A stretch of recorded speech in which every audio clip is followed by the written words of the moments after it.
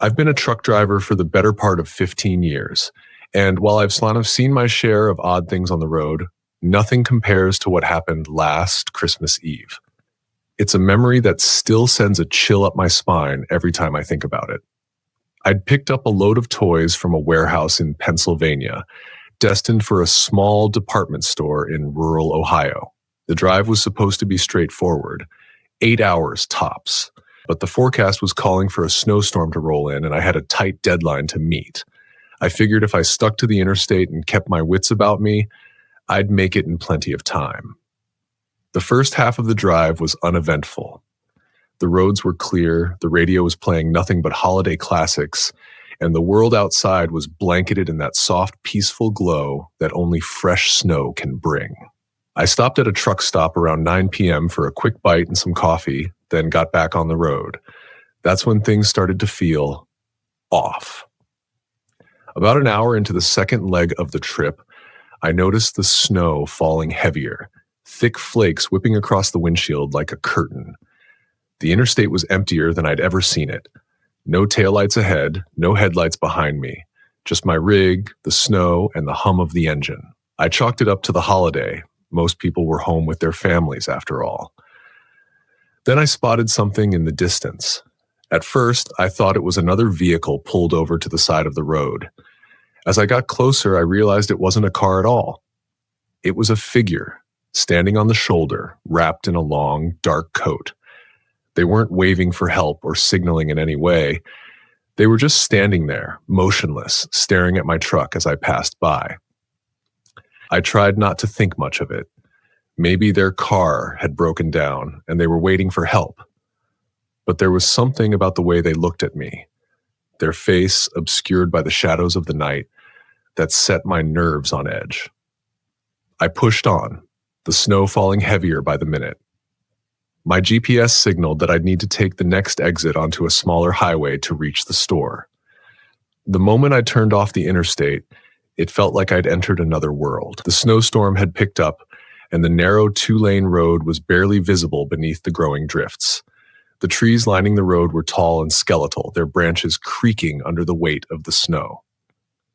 About 10 miles in, I saw them again. The figure, standing in the middle of the road this time, forcing me to slam on the brakes. The truck skidded a little, the trailer fishtailing before I came to a stop. My headlights illuminated the figure fully now. A tall man, his coat billowing slightly in the wind, his face completely hidden by a hood. I leaned on the horn, yelling out the window for them to move, but they didn't budge. Just as I was about to get out and confront them, they turned and walked into the woods, disappearing into the shadows without so much as a glance back. Every instinct in me screamed to turn the truck around and head back to the interstate, but I was already behind schedule. I couldn't afford to lose this delivery. I kept driving, my heart pounding with every mile. About 15 minutes later, my CB radio crackled to life. Static at first, then a voice. It was faint, almost like a whisper. "You should have stopped," it said. I froze, my hands tightening on the wheel. The channel was one I hadn't touched all night, and I hadn't seen another vehicle in hours. I grabbed the mic and responded, my voice shaking. "Who is this? What do you want?" No reply, just static.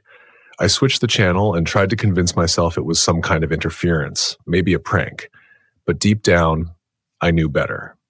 The road wound through a dense patch of forest, and visibility was near zero. That's when I saw them again. Not just one figure this time.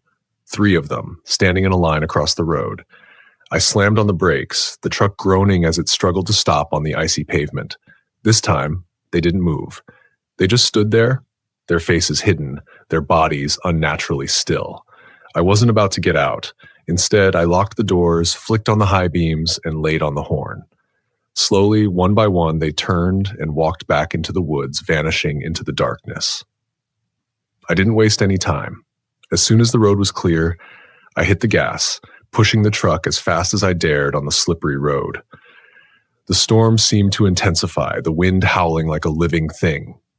The GPS said I was only a few miles from the store, but those miles felt endless. Finally, the store came into view, a small standalone building with a single light glowing above the loading dock. Relief washed over me as I pulled in and parked the truck. But as I stepped out of the cab, I froze. There, in the fresh snow, were footprints. Dozens of them, leading from the woods directly to the truck. They circled the cab, the trailer, and then vanished back into the trees. I didn't unload the truck that night. I locked myself in the cab, kept the engine running, and waited for dawn. When the store manager arrived the next morning, I told him the storm had delayed me and left it at that. I've made plenty of deliveries since, but I've never taken that route again. And every Christmas Eve, when the snow starts to fall, I can't help but wonder who or what I saw out there on that lonely road.